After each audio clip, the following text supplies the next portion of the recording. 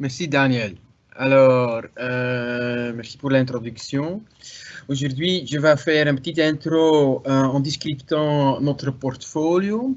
Hein, et puis, notre solution design architecte Michel va t'amener avec un zoom sur trois services, hein, qu'on a chez nous pour vous. Hein, c'est le vulnerability management, le crypto, hein, ransomware, très pertinente, et la solution endpoint detection and response qui est devenue beaucoup plus qu'une solution antivirus. Alors, j'ai un slide et après, je donne la parole à Michel. C'est notre portfolio de sécurité. Et tu regardes, chaque boule donne un service description bien spécifique, bien attribué à l'équipe. Et justement pour montrer qu'il y a énormément de nouveaux services dans le volet de sécurité à créer et à définir pour chaque niveau de la maturité d'un client pour être bien protégé et bien faciliter un développement sécur. Ça veut dire que ça vient d'où ces changements radicaux? On voit de partout de nouvelles technologies émergentes hein, qui introduisent leurs risques et leurs failles. Et c'est dommage, mais c'est la réalité que la sécurité est toujours en train de rattraper le délai. Alors, chez notre portfolio, on a coupé notre service dans quatre grands volets hein, qui tournent autour de tout ce qui est compliance, control, cybersecurity et automatisation. Hein. Les quatre volets sont tout ce qui est physical security. Et là, je vais te référer à la présentation du Patrick Blasi concernant business continuity. Hein. Il va te parler au niveau de notre data center et notre access controls, physical access controls. Hein. Puis, on a bien sûr la sécurité infrastructurelle qui est plutôt traditionnel, hein, c'est tout ce qui est au niveau de encryption, PAM, firewall management et maintenant aussi CryptoLocker. Hein. Puis on a tout ce qui est autour le cloud, la consommation pour les endpoints, le cloud, email, EDR, CASB, SASE, hein, ça c'est un point que Simon Melot va te présenter au niveau du container protection et CASB. Hein. La troisième sujet du jour. Et puis, on parle du SDLC, comment on peut faire du Continuous Code Inspection avec tous les software development qui se fait. De plus en plus, on a retourné vers de application creation et package implementation. Ça veut dire qu'on doit fournir une solution pour être sûr que la sécurité est assurée. Pourquoi tout ça? On a dédicacé une équipe maintenant de 40 personnes à la sécurité chez NRB. C'est d'abord pour nous et puis bien sûr pour vous parce que vous êtes notre clientèle et on doit s'assurer que chaque service qu'on vous fournit, soit c'est un service pointu à la sécurité, soit c'est un service généraux type digital transformation, type infrastructure, on doit délivrer en qualité et de plus en plus, ça veut dire en sécurité notre service. Alors, pour avancer dans le slide deck, je vais donner la parole à Michel. Michel est 20 ans dans la matière de sécurité. Hein. Il a fait le development, il a fait les infrastructures et c'est notre solution design architecte de l'équipe sécurité qui va parcourir trois volets en deep dive de la sécurité. Vas-y. Merci.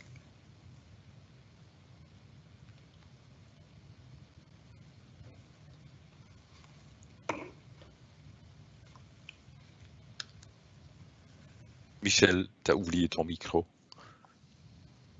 Il faut activer ton micro, Michel. Merci, merci Michael. Une des craintes pour les entreprises est la cybercriminalité. Et chaque entreprise essaye de faire le maximum pour s'en prémunir. Et nous allons voir brièvement 3 services de sécurité que NRB propose à ses clients, et cela pour pouvoir se protéger contre différents types d'attaques. On va commencer tout d'abord par le premier, on va parler du Vulnerability Management Service. Un danger pour les entreprises, c'est qu'une personne malveillante puisse s'introduire dans notre infrastructure et voler des informations importantes. Une technique utilisée par les hackers, c'est de profiter des vulnérabilités existantes, que ce soit dans les applications, dans les systèmes d'exploitation ou même dans d'autres composants. Ces hackers vont essayer d'utiliser ces vulnérabilités pour pouvoir rentrer dans votre système d'information. Or, malheureusement, chaque jour, de nouvelles vulnérabilités sont découvertes. C'est pour ça qu'NRB propose à ses clients le service Vulnerability Management Service. En quoi est-ce qu'il consiste? Bien en résumé, il permet tout d'abord de pouvoir scanner les différents composants de votre infrastructure. Deuxièmement, de pouvoir déterminer les potentielles vulnérabilités. Et troisièmement, de prendre les mesures nécessaires afin d'y remédier. Ce service, en fait, se base sur un cycle de 6 phases. Tout d'abord, la découverte. Soit le client donne une liste d'actifs à scanner, soit, c'est une autre possibilité, la phase de découverte permet de rechercher automatiquement tous les actifs qui existent sur un VLAN ou plusieurs VLAN afin de pouvoir déterminer avec vous le périmètre du scan de vulnérabilité à réaliser. Cette méthode est assez intéressante. Pourquoi? Parce qu'elle va vous permettre aussi de croiser ces informations avec votre CMDB et de pouvoir déterminer justement si celle-ci est bien à jour. Une fois la liste des actifs définie, eh bien, nous pouvons passer au scan à proprement dit. La deuxième phase concerne la hiérarchisation. En se basant sur les résultats des scans, eh bien, nous allons hiérarchiser les vulnérabilités découvertes par gravité sur 5 niveaux, faible, moyen, sérieux, critique et urgent, afin de pouvoir rendre les gestions de ces vulnérabilités efficaces et efficientes. La troisième phase consiste en l'évaluation. En collaboration avec vous, avec le client, eh bien, nous allons pouvoir déterminer les méthodes de résolution, les délais, les exigences, peut-être au niveau risque ou conformité, tout en essayant eh bien, d'éviter les conflits avec le business. La quatrième phase concerne la correction, donc c'est la mise en œuvre de la correction des vulnérabilités découvertes, et cela se réalise souvent sous forme de projet. La cinquième, la vérification, on refait un scan afin de pouvoir déterminer justement si les vulnérabilités ont bien été corrigées. Et la sixième phase, la phase de clôture, va pouvoir déterminer si les objectifs ont été atteints et de pouvoir aussi déterminer s'il y a des améliorations à mettre en application pour les cycles futurs. Comme vous l'avez certainement compris, ce service va vous permettre de connaître l'état de votre système d'information concernant bien sûr les vulnérabilités et de pouvoir remédier aux vulnérabilités découvertes. Un autre service de sécurité proposé par NRB, il s'agit du File Crypto Protection Services. Les logiciels de rançon, ou plus connus sous le terme anglais ransomware, sont aussi un danger pour les entreprises. Ces logiciels ont pour but de chiffrer les données de l'organisation, puis de demander à leurs propriétaires d'envoyer de l'argent en échange de la clé qui va permettre de pouvoir déchiffrer ces informations. Souvent, pour se défendre, les entreprises s'appuient sur une stratégie de sauvegarde, on va appeler ça normale. Qu'est-ce que ça veut dire? Eh bien que chaque soir, elles vont réaliser une sauvegarde incrémentielle et une fois par semaine, une sauvegarde complète des informations. Mais est-ce qu'on peut dire que c'est suffisant? Chaque entreprise doit répondre à cette question. Mais en cas d'attaque, est-ce que vous êtes prêt à perdre une journée entière de travail? Êtes-vous certain que vos sauvegardes ne sont pas elles aussi chiffrées, par exemple par le temps qui s'est écoulé entre l'attaque et la découverte de celle-ci? sans compter le temps de la remédiation, surtout s'il faut restaurer beaucoup de répertoires ou même des disques complets. Les dommages économiques peuvent être énormes. C'est pour cela que NRB propose le service File Crypto Protection Service. Déjà, de base, le service comprend la création d'images, ou on appelle ça des snapshots, de vos fichiers tous les 2 heures. Et ils sont stockés pendant 48 heures. Et après ces 48 heures, une image par jour pendant 7 jours. Et après, une image par semaine. Mais ce n'est pas tout. Nous allons mettre en évidence 3 atouts aussi de notre solution. Grâce à l'intelligence artificielle, eh bien, ce service analyse tout comportement inhabituel ou anormal et peut directement détecter un utilisateur qui aurait été victime d'un ransomware. Dès qu'une attaque a été détectée, eh bien, alors on peut soit directement bloquer les accès de cet utilisateur, le produit le permet, soit, pour pouvoir éviter l'impact de faux positifs, déclencher la création directe d'une image. Mais quel que soit le choix que vous prendriez dans la configuration de ce système, eh bien, une alerte est envoyée à votre équipe de sécurité. Un deuxième atout, c'est que ce service permet aussi de pouvoir déterminer quels sont les fichiers qui ont été modifiés par la victime du ransomware et donc potentiellement infectés. Ce qui va permettre une récupération ciblée des fichiers. Nous n'avons pas besoin de faire de restauration complet de répertoire ou complet de disque, ce qui est un gain de temps et aussi un gain d'argent. Le troisième atout, c'est le fait de pouvoir trouver directement l'utilisateur et les fichiers infectés. Eh bien, tout cela va permettre aux équipes de sécurité de réagir rapidement. Enfin aussi, grâce à sa journalisation, eh bien, notre système peut aussi permettre l'audit d'accès des fichiers. Qui a accédé à quel fichier, quand et qu'est-ce qu'il a fait? Eh bien, tout cela est repris ici dans cette partie de journalisation. Le troisième service de sécurité proposé par NRB est l'EDR, ou Endpoint Detection and Response. Un virus, un malware, un cheval de Troie, installé sur un terminal connecté à votre réseau, peut avoir de grandes conséquences pour votre organisation. Et pendant des années, la bonne pratique pour pouvoir se protéger était d'installer un antivirus. Ces antivirus détectent des fichiers malveillants en comparant leur signature. Mais est-ce que cette technique suffit encore à notre époque? Non. Par exemple, les hackers utilisent des techniques qui permettent d'accomplir des actions malveillantes directement en mémoire. Ce qui veut dire qu'on ne dispose plus alors de fichiers sur la machine. Et donc un antivirus historique ne le détectera pas. Un autre point crucial, manquant aux anciens antivirus, c'est la corrélation.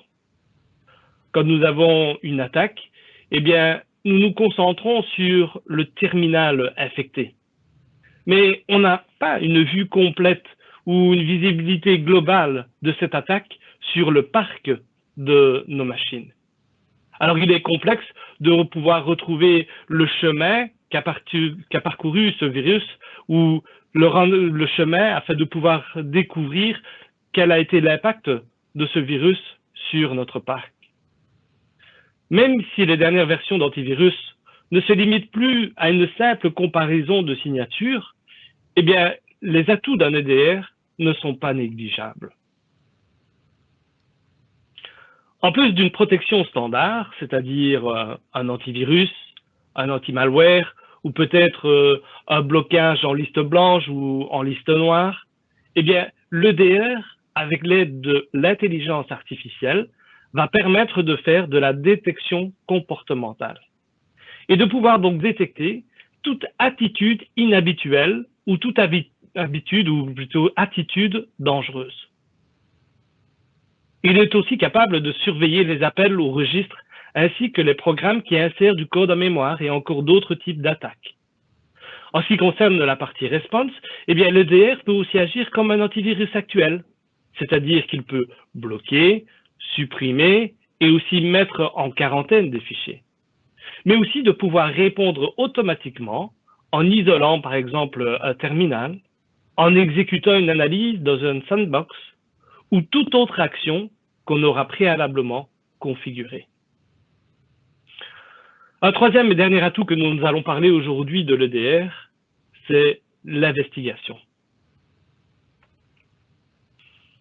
Déjà par le fait que toutes les alertes sont remontées et corrélées dans une seule plateforme sécurisée.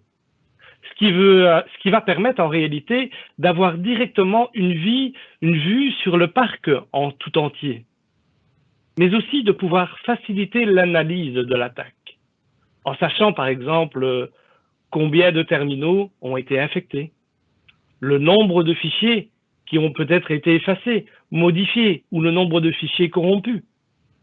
Et si le virus a envoyé des informations à l'extérieur, eh bien, il sera peut-être possible de pouvoir déterminer par où il est passé, en utilisant quelle adresse IP et à qui il a envoyé des informations. En résumé, en permettant d'avoir l'historique complet de l'attaque. Je vous remercie pour votre attention et maintenant je vais rendre la parole à Mickaël.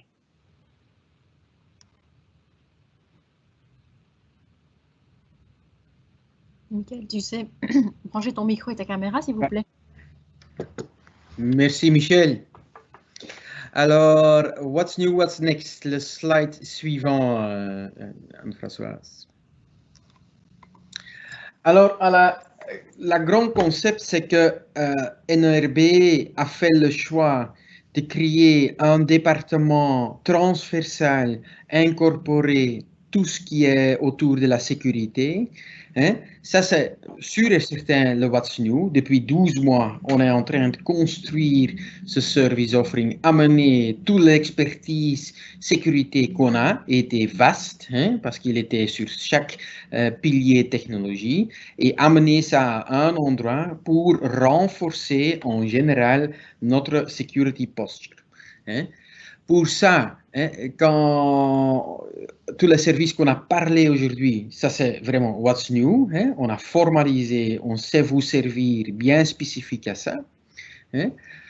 What's next, je pense qu'on peut vraiment dire hein, que introduire tout ce qui est artificial intelligence dans la sécurité, les analyses comportementales, les analyses forensiques après un incident, l'automatisation et orchestration du playbook, hein, quand il y a quelque chose qui se passe, on doit basculer automatiquement vers cette action, pour être beaucoup plus vite à nos réponses. Par exemple, dans le EDR, le ransomware, hein, quand on attend 10 minutes pour analyser et faire les impacts, aller bloquer une attaque de ransomware, il y a des terabytes encryptés et potentiellement en combinaison avec des données volées. Alors, c'est pour ça que l'automatisation, le behavior analysis et l'AI dans la sécurité prend une pertinence vaste. Ça se voit dans la présentation de Michel EDR, ça se voit dans l'automatisation. Et à la dernière, il y a aussi dans notre consultance que Vincent va parler après cette présentation ici, tous les exercices du awareness et red teaming, hein, qui sont créés. Par exemple, un tabletop autour du ransomware est prêt pour vous aider et être servi, hein, qui donne quand même un focus que c'est pas seulement compliance ni technologie, mais aussi la communication à travers l'extérieur. Qui va parler quand tu es en attaque et il y a un impact. Hein? La discussion que tu dois faire préférablement en avant que, par exemple, avec ransomware, encore une fois, à quel moment tu vas payer. Hein? C'est quoi le business case? Hein? Tous les techniciens vont se dire, je ne veux pas payer, mais voilà, on doit dire à un certain moment, quand le business est impacté, potentiellement on veut créer un budget. Avec tout ça, on voit quand même bien que la sécurité est devenue une priorité au sein de NRB et aussi pour vous, notre client. Alors, je vous remercie pour ton attention. Merci à Michel et je donne la parole à Daniel. Merci. Ok, merci Michael, merci bien pour ton exposé. Je vois qu'il y a une question qui est entrée, ça concerne le rôle de l'intelligence artificielle dans le domaine de la sécurité. Comment tu la vois? De plus en plus, on voit que c'est déjà, comme je disais, à la wrap-up. Hein, le fait qu'on ne sait pas humainement réagir assez vite avec des failles qui se posent dans la sécurité, ransomware, event correlation, abnormal behavior. Ce sont tous des aspects qui demandent du forensics, qui demandent des actions et parfois la discussion est comment on peut réagir assez vite. Alors, quand c'est binaire, quand c'est faisable de faire cette décision avec un arbre de décision au niveau de machine learning ou artificial intelligence, le response time à un incident va être raccourci énormément. Et ça, c'est quand même le rôle de AI de plus en plus dans chaque chapitre, soit endpoint, soit back-end systems, soit aussi, par exemple, tout ce qui est software development.